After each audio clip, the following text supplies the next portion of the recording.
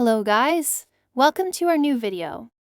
Today, I will show you how to create a Google account.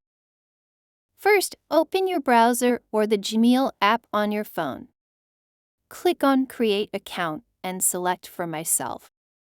Enter your first name, last name, and choose a username for your account. Set a strong password, confirm it, and click Next. Enter your phone number to verify your account. Then follow the verification process by entering a code sent to your number. Finally, agree to the terms and conditions, and your Google account will be created successfully. If this video helped you, don't forget to subscribe to the channel and like and share the video. Thank you for watching.